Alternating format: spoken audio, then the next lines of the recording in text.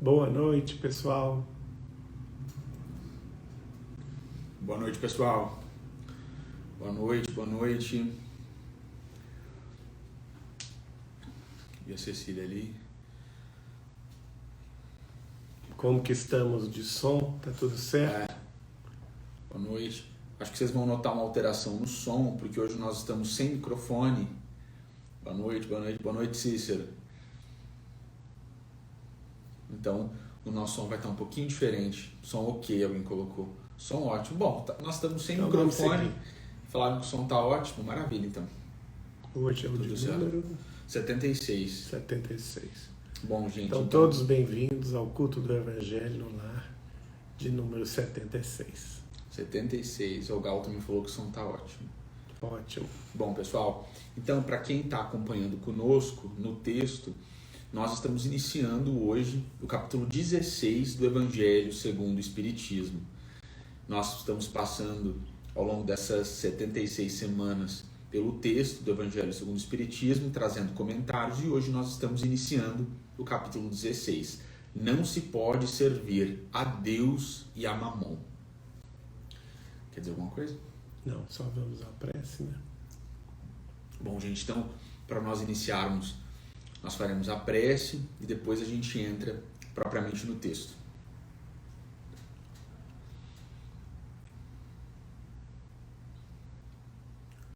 Nosso Deus, nosso Pai, de infinito amor, de infinita misericórdia, de infinita justiça, inteligência suprema, causa primária de todas as coisas, em nome de Jesus, nós todos nos reunimos aqui nesta noite, sempre rogando ao teu coração bondoso e magnânimo, Jesus, a tua presença aqui conosco, sempre implorando, Mestre, para que os nossos corações sejam capazes de sentir a tua presença e por isso queimar de alegria recebendo o Senhor aqui.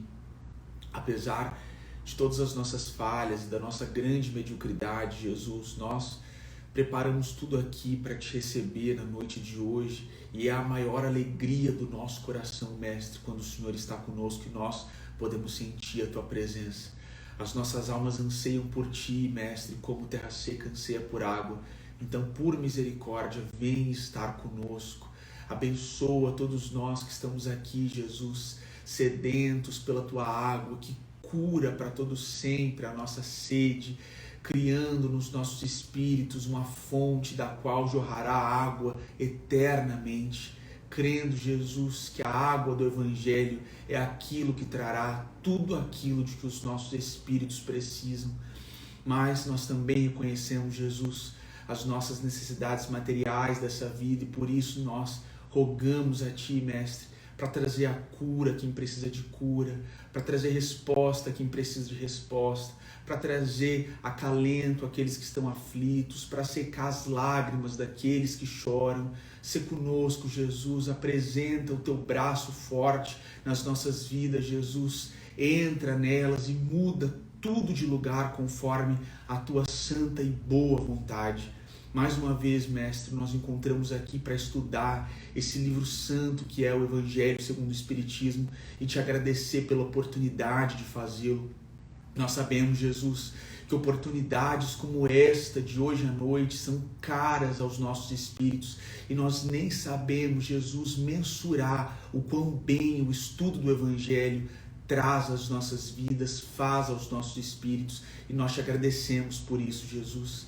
E diante, Mestre, de mais uma oportunidade de estudo, nós pedimos, Senhor, mais uma vez, para que nos ajude a compreender que só o amor nas nossas realizações de cultura e inteligência é capaz de construir em nós e por nós o teu reino de felicidade, alegrias eternas, o teu reino, Mestre, de profunda sabedoria, em que nós estaremos sempre, Jesus, ao teu lado, como o Senhor já está conosco, hoje e por toda a eternidade. Nós chamamos muito, Mestre, ser conosco aqui agora, nesse estudo e para todos sempre. Que assim seja. Que assim seja, Senhor. Bom, então hoje estamos entrando no capítulo 16. Aos poucos a gente vai caminhando aí por todo o Evangelho segundo o Espiritismo, e isso para nós é uma grande alegria. Este capítulo é muito oportuno, tem o título Não se pode servir a Deus e a Mamon. Ele vai se dividir em vários subitens, não é? O primeiro é a salvação dos ricos, depois preservar-se da avareza, depois Jesus em casa de Zaqueu. Ele traz também a parábola do mal rico, a parábola dos talentos, a utilidade providencial da riqueza. Ele também tem o item que fala das provas da riqueza e da miséria, fala sobre a desigualdade das riquezas, isso tudo dentro das informações do Evangelho e dos comentários de Allan Kardec. E depois, na instrução dos Espíritos, Allan Kardec vai nos trazer várias mensagens, entre elas a verdadeira propriedade, emprego da riqueza, desprendimento dos bens terrenos e transmissão da riqueza. Então a gente acha que a gente vai ficar aí um bom tempo, né? Talvez aí alguns meses para darmos conta desse maravilhoso capítulo grande capítulo. E é um capítulo muito atual, né, João Pedro? É uma maravilha, né? Porque temas atuais. Os temas que Kardec elencou aqui são atualíssimos e estão na boca do povo, como diz. Eu acho que é interessante, já que o Geraldinho tocou nesse assunto, pessoal, e nós já vamos começar, salientar que Kardec, quando ele traz esse tipo de discussão para a gente, ele está dialogando com as teorias materialistas do século XIX. Exatamente. Não tenho dúvidas disso. Kardec era um homem, como nós já dissemos muitas vezes, um homem do seu tempo e que criticou e combateu muitas teorias que floresciam na Europa no século XIX. Dentre elas, a própria teoria marxista, não é? Que é materialista histórica, a teoria também dos filósofos positivistas, dos filósofos nihilistas. Tudo isso Kardec está certamente trazendo para a nossa atualidade de hoje, já vislumbrando o futuro, os problemas que dali seriam decorridos, das más interpretações, não é? Então tudo, realmente a gente vê que ele tinha uma capacidade de previsão do futuro, dos problemas do futuro muito grandes. O primeiro item é a salvação dos ricos. E ele começa citando o Evangelho de Lucas, capítulo 16, versículo 13. Ninguém pode servir a dois senhores, porque se ou odiará a um e amará a outro, ou se prenderá a um e desprezará o outro. Não podeis servir simultaneamente a Deus e a Mamon. Vamos pedir para o João Pedro para comentar. Você quer comentar esse já é legal, né? É interessante, gente, nós pensarmos essa questão, digamos assim, do dinheiro no Evangelho, porque o dinheiro foi muito mal interpretado, tanto para um excesso de tê-lo, como para um excesso de não tê-lo. E nós percebemos que o Evangelho, a proposta do Evangelho relativamente a dinheiro, e nós comentamos sobre isso, tivemos uma reunião sobre isso no Centro Espírita, é que Jesus nos chama a um olhar proporcional e razoável sobre o dinheiro. Nós precisamos superar certas crenças limitantes que são oriundas de interpretações errôneas do Evangelho, que supostamente trariam uma necessidade absoluta da carestia, da falta, como nós precisamos, principalmente hoje, em 2024, nós precisamos superar uma teologia que se propõe a pensar uma recompensa espiritual que é material, que é a teologia da prosperidade. Nós falamos isso com respeito a todas as pessoas que pensam diferente, que gostam dessas teorias, mas o cristão ele precisa encontrar um meio termo quando ele está pensando, quando ele está falando, quando ele está refletindo sobre o dinheiro. E quando Jesus fala desses de servir simultaneamente a supostamente esses dois deuses, Deus e a Mamon, o Cristo está nos alertando sobre como as riquezas do mundo têm o poder e são suficientemente tentadoras para tirar o nosso foco daquilo que é espiritual, colocando sobre aquilo que é material. E essa certamente não é a nossa... Essa não deve ser a nossa caminhada aqui no mundo. Nós não podemos escravizar o nosso espírito atrás das coisas materiais, servindo a Mamon e perdendo valores, perdendo princípios, afastando a nossa conduta da conduta evangélica, porque nós queremos a todo custo e a qualquer preço conseguir dinheiro. Isso é muito perigoso, gente, porque quando nós entramos na literatura espírita, nós percebemos que as obsessões relativas à avareza e relativas ao dinheiro são muito perigosas. Nós temos exemplos nos livros de André Luiz sobre obsessores muito inteligentes e muito preparados que agem sobre a vida daqueles que decidem por uma conduta avarenta e absolutamente apegada ao dinheiro. Isso é muito sério, pessoal. E esse mecanismo de obsessão daqueles que são avarentos e são muito materialistas nesse sentido do dinheiro, ela é uma obsessão que é absolutamente, reiteradamente ali alicerçada num conjunto de obsessores que ficam na casa da pessoa, que ficam em volta da pessoa, fazendo com que esse obsidiado pense apenas em dinheiro. Quando Jesus traz pra gente essa dica de não servir a dois senhores, a Deus e a Mamon, porque nós acabaríamos preferindo apenas um deles e poderíamos ter o azar de preferir o dinheiro, preferir Mamon, Jesus está dando uma dica poderosa sobre uma conduta que nos afasta de obsessões muito terríveis aqui na Terra. Você não vai comentar essa primeira parte? Não. Eu vou deixar para depois. Vamos ver aqui o item 2. No item 2, são referências em vários evangelhos, ele se refere ao Evangelho de Mateus, capítulo 19, versículos 16 a 24, que também o mesmo trecho está na forma que Lucas escreveu no capítulo 18, versículos 18 a 25, e também no Evangelho de Marcos, no capítulo 10, entre os versículos 17 a 25. Então aproximou-se dele um jovem e disse: Bom mestre, que devo fazer para conquistar a vida eterna?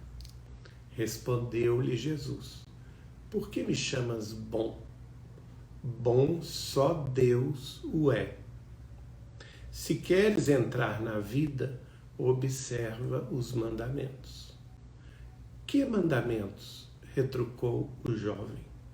Disse Jesus: Não matarás, não cometerás adultério, não furtarás, não darás falso testemunho, honra a teu pai e a tua mãe e ama a teu próximo como a ti mesmo.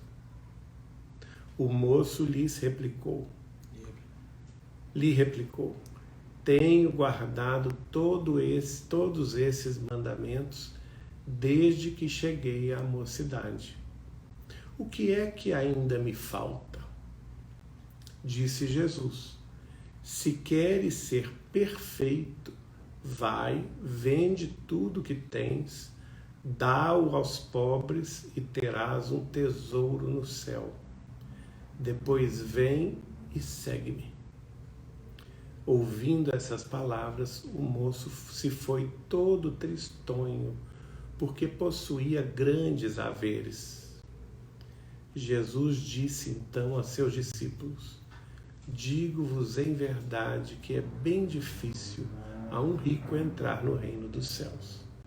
Ainda uma vez vos digo, é mais fácil um camelo passar pelo buraco de uma agulha do que um rico entrar no reino dos céus. Bom, somando essas duas passagens do Evangelho, nós vamos ver aqui o perigo que incorre, não é? Todo aquele que está vivendo a prova da riqueza. Primeiro porque no parágrafo anterior ele fala do Deus Mamon. O que é o Deus Mamon? É justamente o Deus da materialidade, é o Deus da posse, é a adoração do bezerro de ouro. Então tudo isso na tradição hebraica teve um significado muito ruim, muito desconectado das informações da vida superior, da vida espiritual. E todos os profetas, antes de Jesus, até todos os maiorais do povo hebreu, até a chegada de João Batista, antes de Jesus, o precursor, aquelas notícias, os chamamentos à verdade foram sendo executados pelos diversos mensageiros de Deus que se corporificaram na terra, às vezes justamente chamando a atenção do povo hebraico do desvio que estava ocorrendo. Por exemplo, ocorreu o primeiro desvio quando Moisés subiu ao monte para receber os 10 mandamentos. E o povo não teve paciência de esperá-lo, e logo quando Moisés desce, ele está lá adorando. Recolheram todos os objetos de valor de ouro e como que dissolveram aquilo tudo e transformaram num bezerro de ouro, e eles já estavam adorando aquele ídolo. E isso é um símbolo da materialidade humana, não é?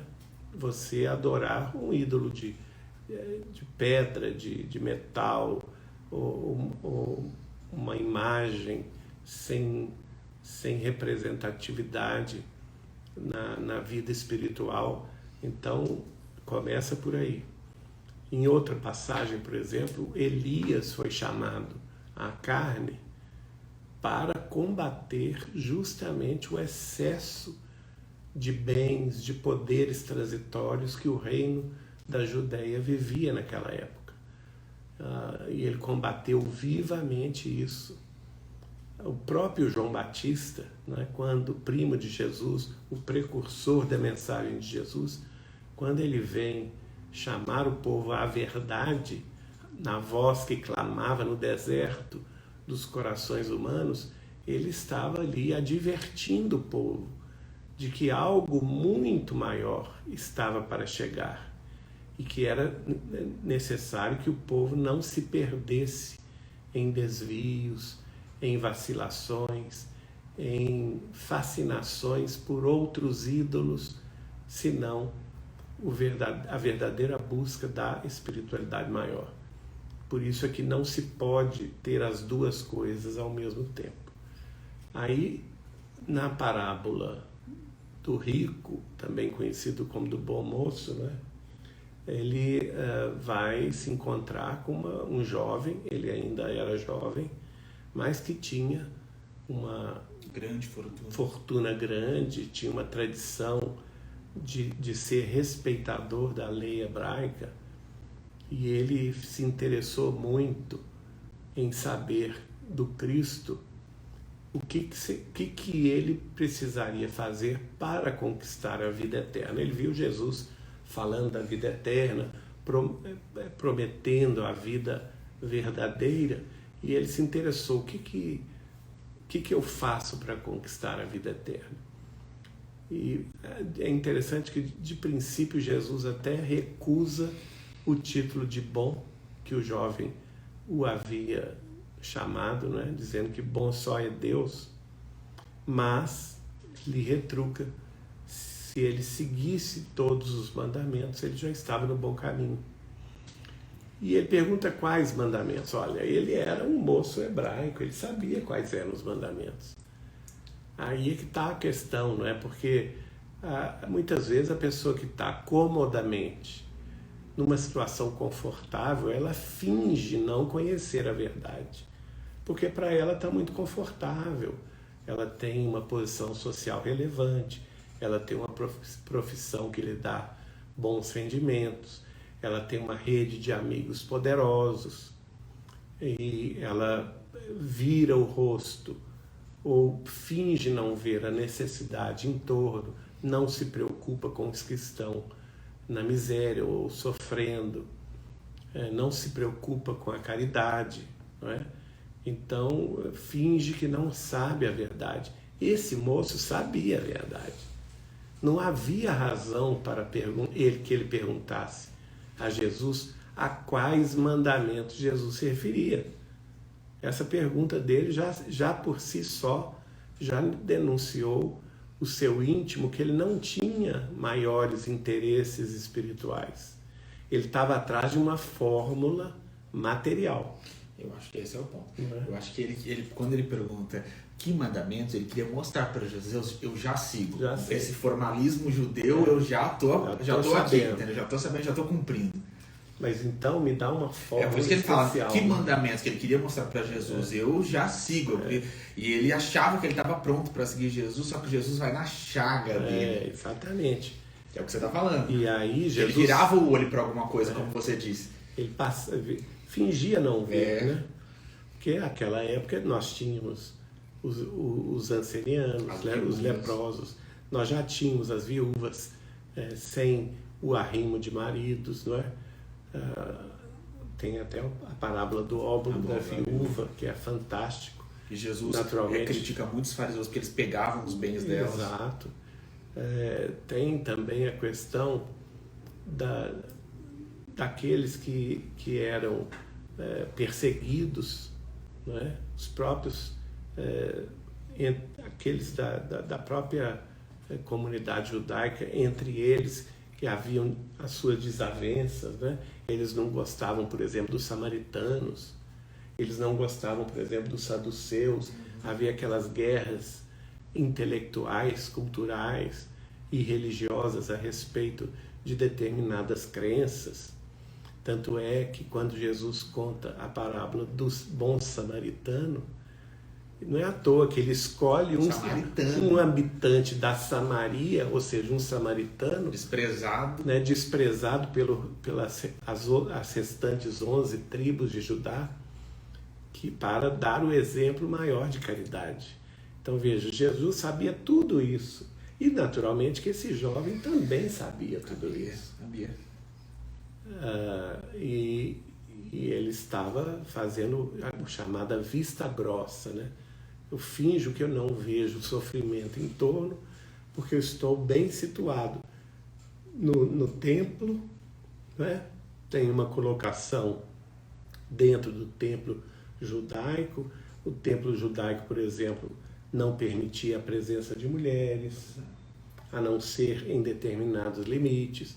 Somente os homens. O sacerdócio era dos homens. Exato, somente os homens. E na parte do templo principal, somente os homens é que podiam entrar.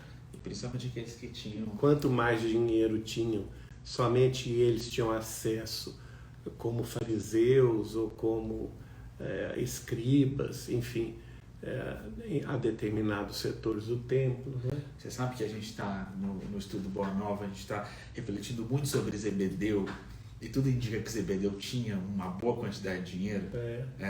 Por isso até que João Evangelista, por isso que é João Evangelista, que é aquele apóstolo que consegue entrar com Jesus, quem conhecia o Nicodemos, é quem faz relatos mais profundos sobre o José da Arimateia. É muito interessante. Verdade. E isso aqui, nessa passagem aqui, tem até envolve o Geraldinho nisso aqui, porque o próprio Espírito Miramês, eu falei isso com o Geraldinho esses dias. Porque tem que revelar aos nossos amigos que esse bom moço já foi revelado por ele próprio. Por ele próprio, né? Que uma das encarnações dele foi justamente como Miramês, que é o autor espiritual de vários livros através do médium João Nunes Maia, de Belo Horizonte. Obras, inclusive, que o Chico apoiou e divulgou, né, com muita alegria. Eles eram amigos, médiums amigos. João Nunes Maia fundou aqui em Belo Horizonte a Sociedade Espírita Maria Nunes e a editora Fonte Viva, que edita os seus livros, recebeu a fórmula espiritual da pomada Vovô Pedro, e dentre os seus principais livros de autoria de Miramês estão justamente o Francisco de Assis, que a gente ama, muito, e o Maria de Nazaré. Não é? O Dom Pedro tem grande predileção por esse livro.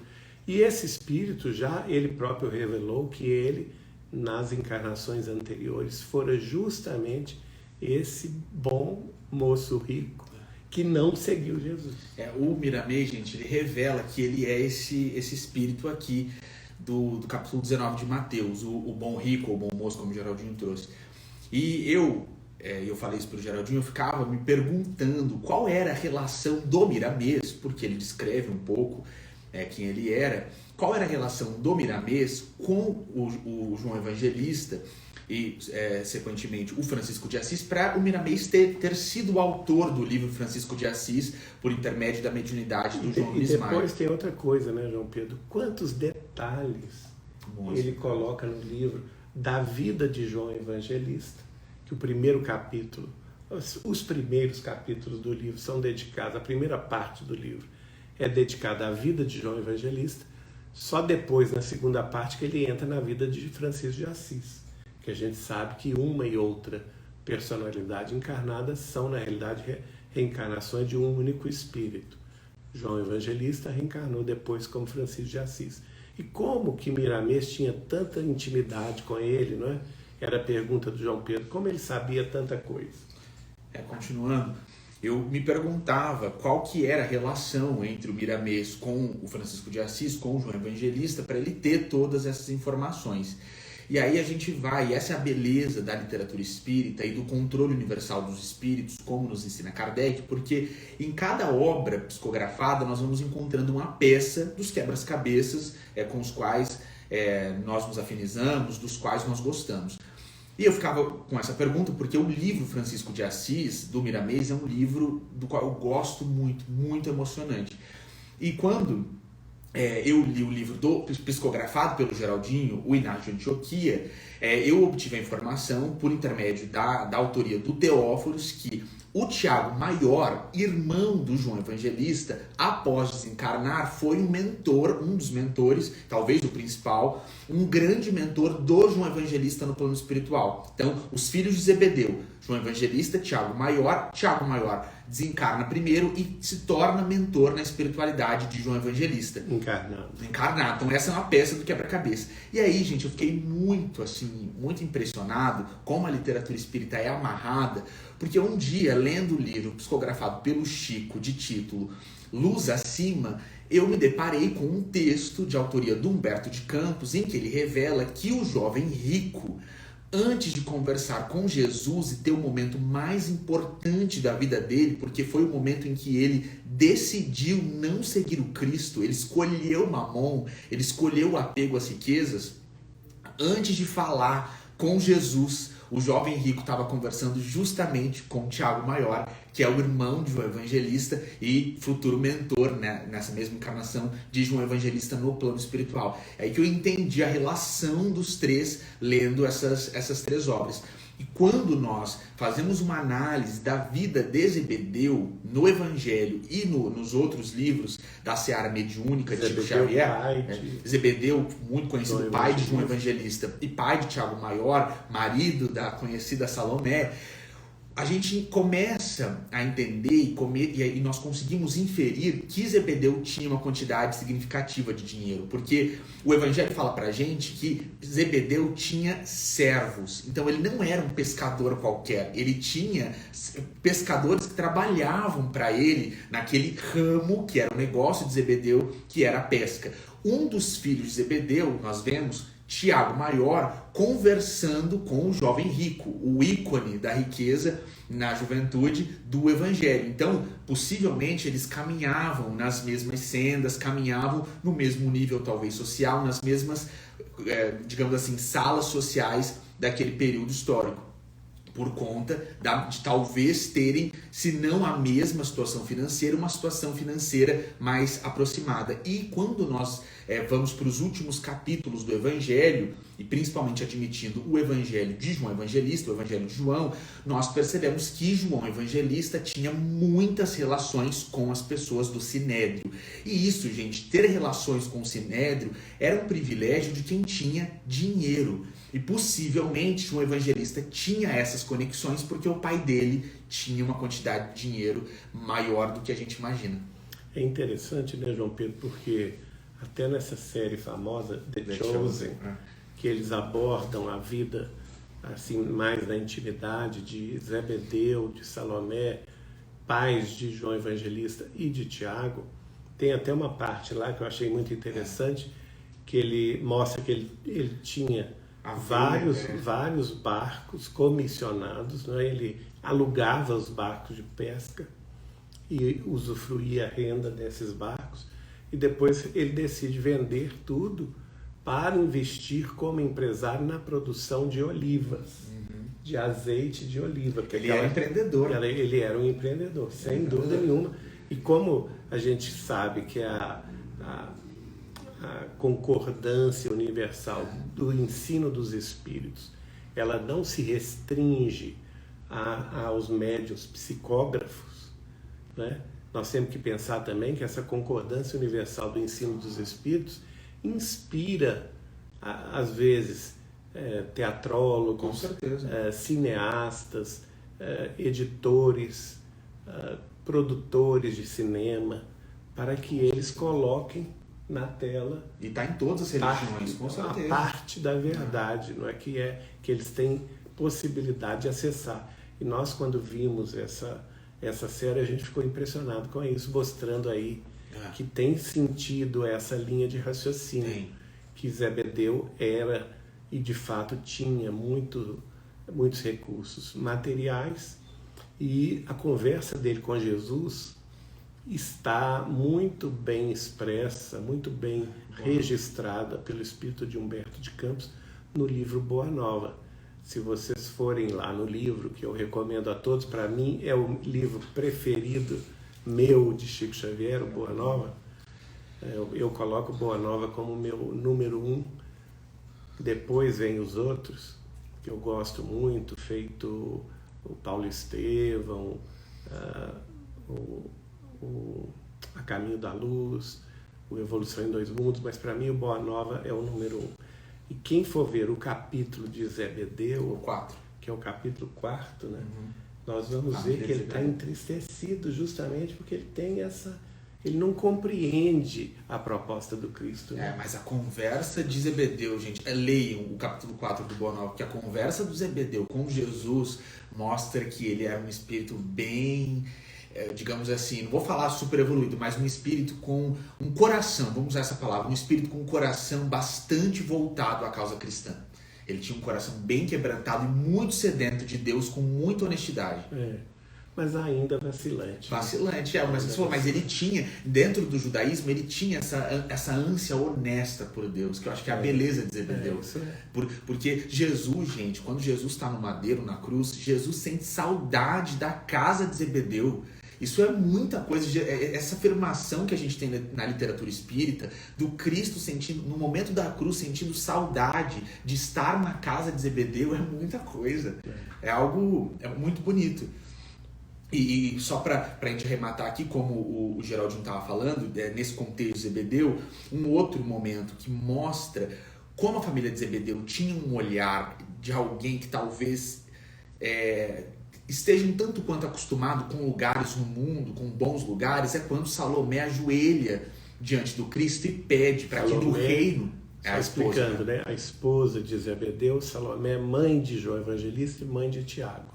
Quando Salomé ajoelha e pede a Jesus, Senhor, né? Jesus fala, o que tu queres? E ela, Senhor, permita que em teu reino um filho meu se assente à tua direita e o outro à tua esquerda. A gente percebe que Salomé já estava se adiantando, porque ela pensava que aquele reino era material e já queria garantir o lugar dos dois filhos. Lugar de poder, transitório, né? Poder.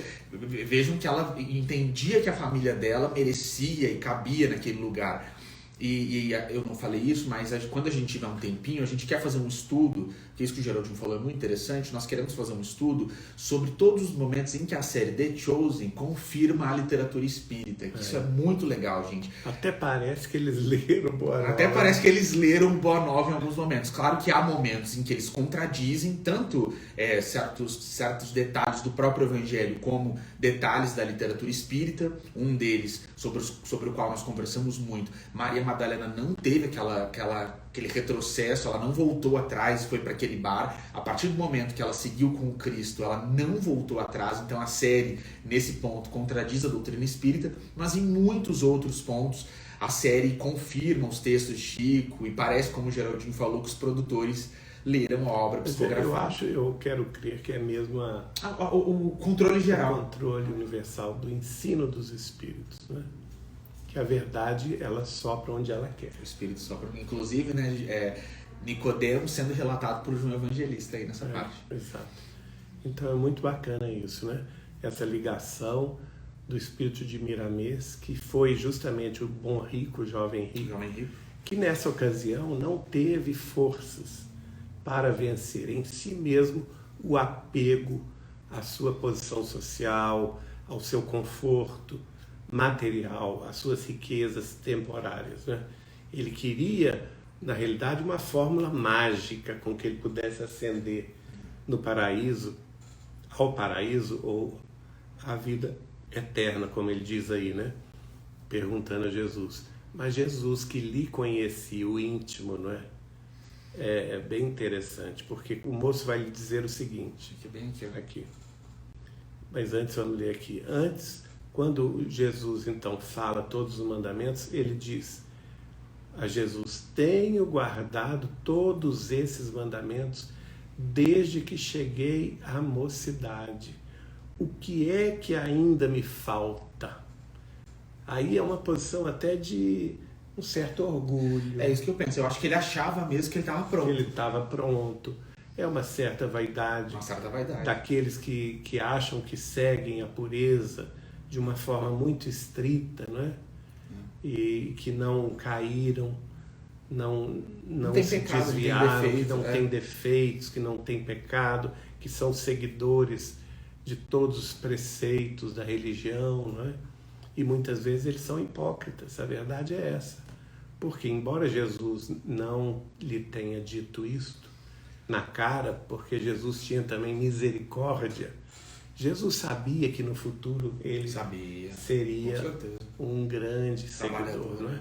Nós sabemos, por exemplo, que ele seguiu Francisco de Assis. Ele foi um dos seguidores, uma das vidas dele.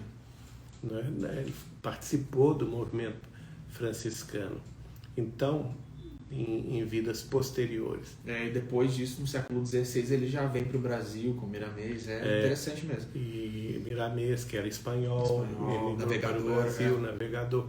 Então, Jesus talvez soubesse, talvez não, tenho certeza, sabia do futuro, que ele não estava seguindo, aquele jovem não estava ainda preparado. Exato, sabia que ele não estava pronto. Não é pronto para ele seguir naquele instante, mas ele já deixou a semente. Porque ele diz assim para o jovem: se queres ser perfeito, vai, vende tudo que tens, dá-o aos pobres, terás um tesouro no céu. Depois vem e segue. Ou seja, Jesus inverte, ele fala: olha, você pode me seguir depois que você fizer isso.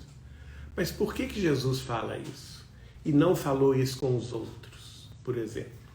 Jesus não fala isso com Pedro.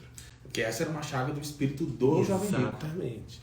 Porque Jesus conhecia o íntimo de cada um. Né? Pedro não tinha esse apego. Não tinha. Pedro pode ter muitos defeitos, mas apego material assim ele não tinha. Não é?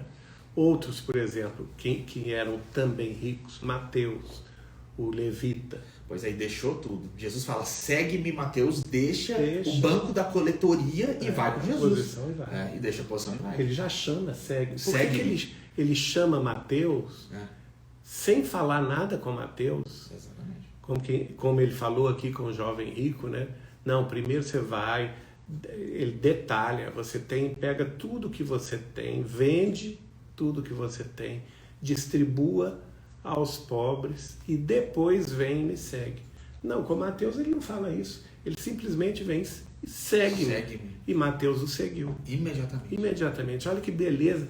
Eu sou apaixonado por esse espírito de Mateus. E ó, uma curiosidade aqui, porque no Boa Nova nós temos a informação categórica de Humberto de Campos que Mateus, dos discípulos, era o mais intelectual. Era o mais intelectual.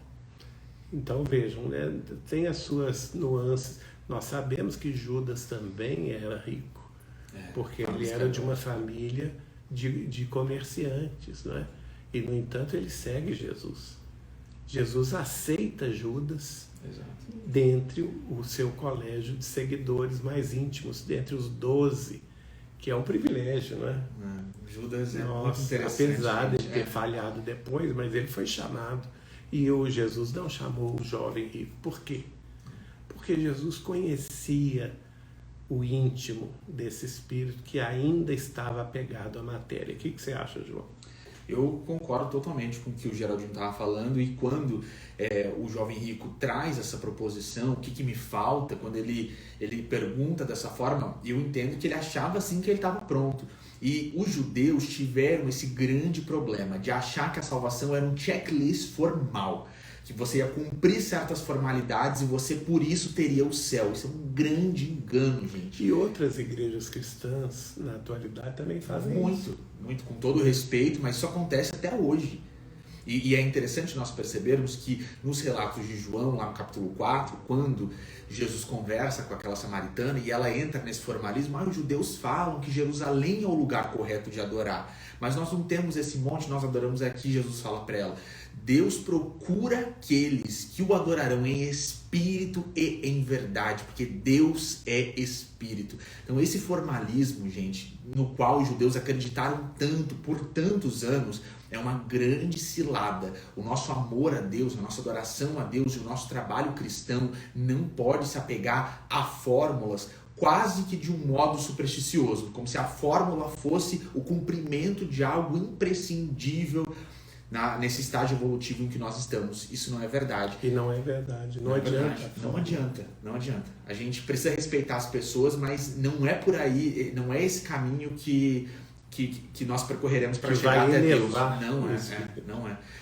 E quando o Geraldinho falou, quando Cristo responde esse jovem, Jesus mostra a chaga do espírito dele. Aqui, ó, você não está pronto. E aí Jesus faz a pergunta. E é um encontro muito marcante na vida dele, e Kardec brilhantemente intitula o capítulo dessa forma, porque o jovem rico, nesse momento, ele escolhe o dinheiro, ele escolhe Mamon, ele não escolhe o Cristo. E essa se tornou uma bifurcação na caminhada espiritual dele, da qual ele sempre se lembra e reflete como Miramês em outros momentos. É algo muito interessante.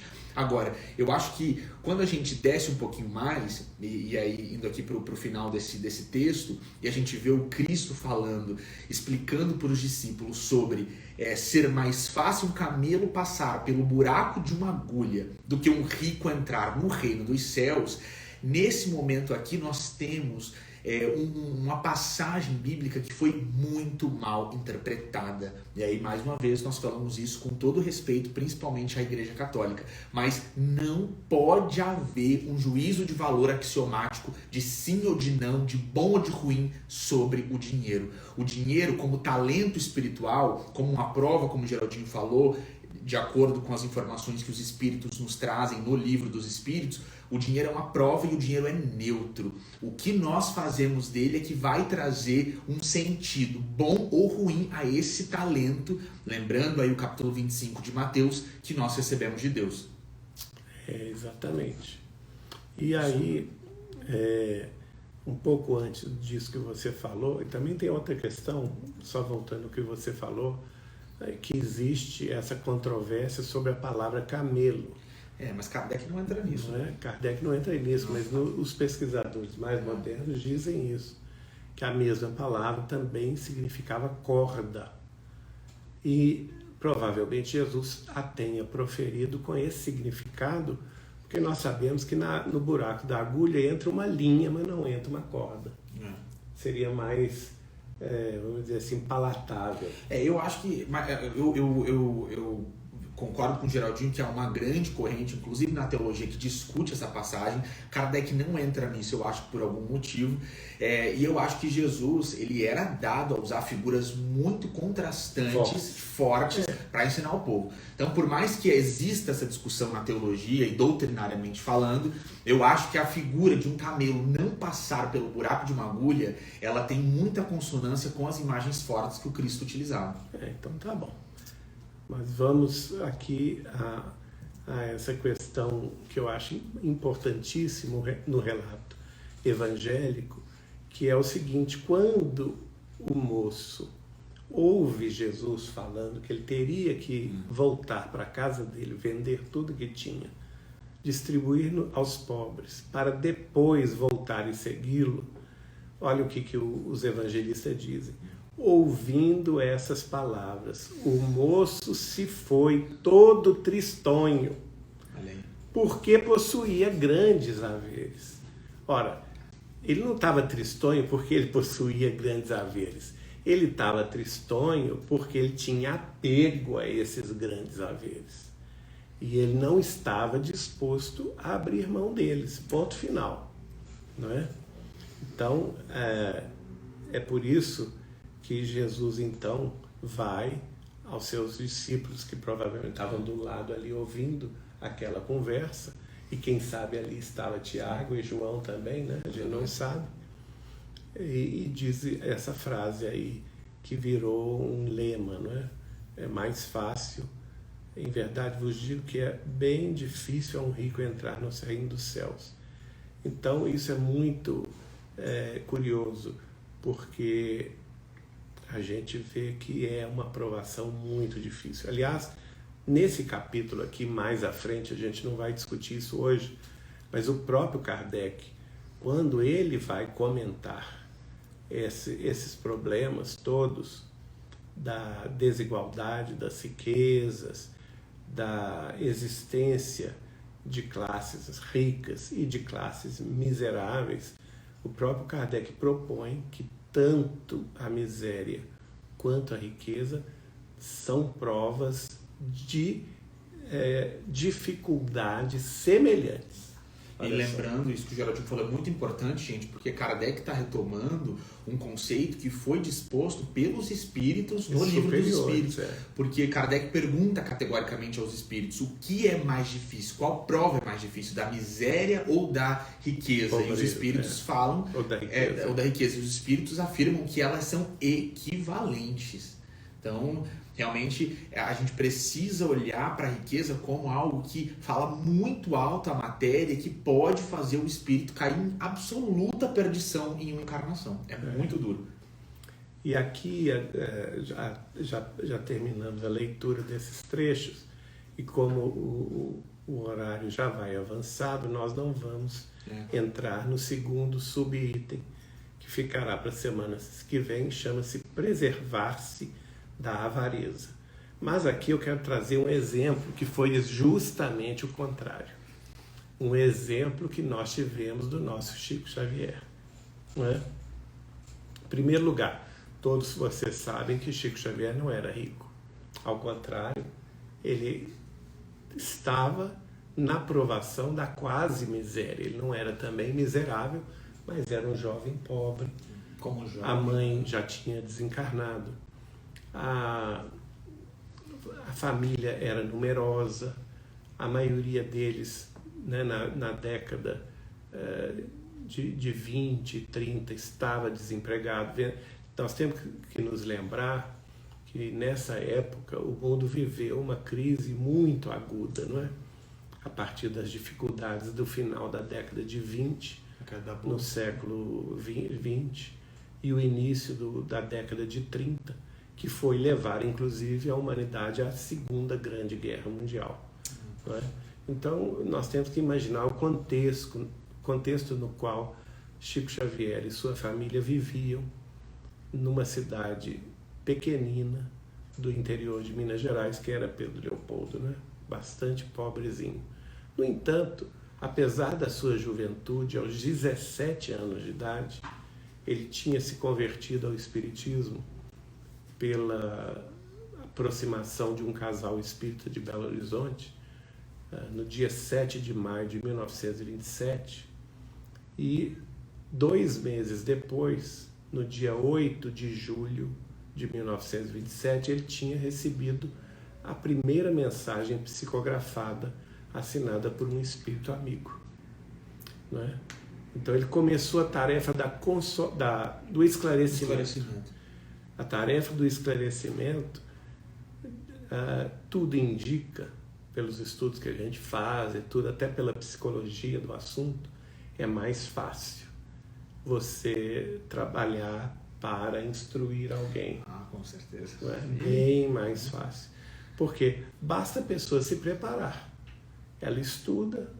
No caso da cultura do mundo, por exemplo, tem que ter uma intelectualidade, vamos dizer assim, mediana. Os judeus estudavam muito. Não é? E é apenas se dedicaram a isso. Esse jovem rico sabia perfeitamente. Eles, né, saber as leis, saber as regras de conduta, estudar as disciplinas do conhecimento, da ciência, da filosofia, da religião. Pronto, você tem aí um roteiro mais tranquilo, no qual você pode desenvolver-se colaborando na tarefa do esclarecimento. Chico começou essa tarefa com a primeira psicografia no dia 8 de julho de 1927 e trabalhou nela 75 anos, produzindo até hoje 547 livros, que não é brincadeira, né? Então é muita coisa. Mas vejam vocês a coordenação da espiritualidade maior. 2 dias depois, no dia 10 de julho, à noite, quer dizer, a espiritualidade também não deu tempo para o Chico se assentar na tarefa do esclarecimento. Já veio lhe chamar para a consolação. E neste caso, quem se apresentou para ele não foi Jesus em pessoa, mas foi uma enviada do Cristo, que é Isabel de Aragão, que havia sido no passado a Rainha Santa Isabel de Aragão. Lembrando que no culto passado nós falamos só sobre ela, a vida dela.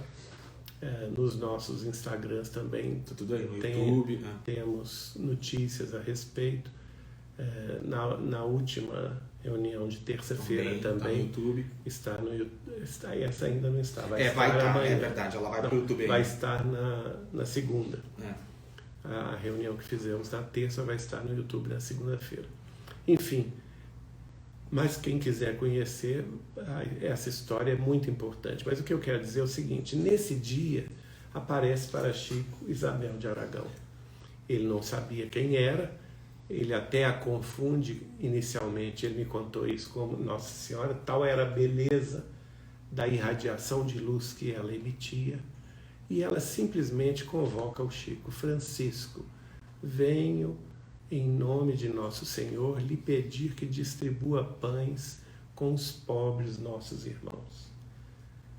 E o Chico ali, coitado, pobrezinho, não é? Não tinha... Ele fala com ela: mas senhora, nós mal temos pães para alimentar os nossos. E ela lhe responde: não se preocupe com isso. Os recursos e as pessoas que lhe ajudarão no serviço, nós providenciaremos. Ora, ele não titubeou. Exatamente. Como fez o jovem rico, né? Quando Jesus o convoca: olha, você tem muita coisa, venda, distribua aos pobres, depois me siga. Isabel de Aragão chega para o Chico em nome de Jesus e fala com ele: Chico, trabalhe na distribuição de pães com os pobres nossos irmãos. Só que ele não tinha. Chico era praticamente um miserável. Ele fala com ela: mas nós não temos esses recursos nem para os nossos. Quem eram os nossos de Chico Xavier? Era uma família de 17 integrantes, incluindo seu pai, já muito doente, e irmãos, cunhadas, irmãs e cunhados, todos desempregados por essa situação econômica do Brasil e do mundo na época, com filhinhos, sobrinhos de Chico Xavier para alimentar. E o Chico trabalhava 3 empregos, gente. Trabalhava de manhã, trabalhava de tarde, trabalhava de noite. E ainda em determinados dias da semana, ia no centro espírita, né, dar conta da tarefa que estava começando ali. Então vejam, é um exemplo, porque ele não titubeia e logo depois chama a sua irmã, Dona Luísa, e pergunta a ela: o que nós temos aí de alimento? Ela mostra a ele, fala com ele assim: Chico, nós temos os pães do café da manhã, das crianças da manhã. Ele pega isso na companhia dela e vai para debaixo da ponte, no riacho da Cachoeira, em Pedro Leopoldo, para distribuir com os nossos irmãos infelizes. E aconteceu a promessa de Isabel de Aragão para ele, que os recursos para tal atividade caritativa e as pessoas que viriam para ajudá-lo realmente foram providenciadas pela espiritualidade maior, de modo que até o final da sua vida, 75 anos depois, não lhe faltou ocasião de semanalmente, em 75 anos de trabalho caritativo no mundo, distribuir aos necessitados, tanto de Pedro Leopoldo quanto de Uberaba, a partir de 1959, aquele recurso material, o dinheirinho, o cobertor, a cesta básica, o remédio, quando se podia distribuir remédio, também nos dias da criança, o brinquedo, nos dias dos pais, algum presente aos pais, no dia das mães, que o Chico amava, ele também fazia distribuição às mães, os enxovalzinhos, nunca parou esse movimento de caridade, de modo que ele, ao contrário do jovem rico, que tinha muito e não quis distribuir ao mundo sofredor, porque tinha apego à matéria, Chico Xavier, que não tinha nada, distribuiu o que tinha, como o óbolo da viúva, e Jesus fez com que esse pouco que ele tinha fosse multiplicado nos 75 anos seguintes de sua vida de amor e renúncia ao Cristo. Que lindo, né, gente? Então, com essa história maravilhosa do Chico, a gente finaliza o Evangelho de hoje. Muito bonito, né? A gente vai fazer oração? Então, gente, claro, antes de nós fecharmos aqui, pessoal, o Geraldinho vai trazer uma prece pra gente, e aí a gente fecha aqui o... O que você acha de eu ler a mensagem como prece? Não sei. Então, bom, vamos fazer a oração. Você que sabe, você... Vamos fazer, então, a nossa oração, agradecendo a presença de todos, lembrando aqui, gente, a água, não é, para a fluidificação, que deve estar aí com você já, sabendo que nesse horário das preces finais, os nossos benfeitores espirituais nos encaminham os remédios, os fluidos de que necessitamos e também o passe espiritual. Nós não estamos sozinhos, né? Segundo a promessa de Jesus, onde 2 ou mais pessoas estiverem reunidas em seu nome, ele ali estaria. E ele aqui está conosco. Vamos orar. Senhor Jesus, mestre de bondade e misericórdia, a lição do jovem rico, narrada em 3 dos teus evangelhos, por Lucas, Mateus e Marcos, é uma lição imorredora para os nossos caminhos. Quantas vezes, Senhor, os nossos corações vacilam diante da materialidade humana. Tão cheio de apegos são os nossos espíritos, que nós precisamos dessa lembrança para abrirmos os nossos corações, para arrancarmos os sentimentos mais puros que já tenhamos em nosso espírito e que muitas vezes ainda jazem trancafiados num cofre de egoísmo, de orgulho e de vaidade. Não permita, Senhor, que assim seja, que persigamos as posses transitórias dos bens transitórios do mundo que passam como um raio diante da eternidade.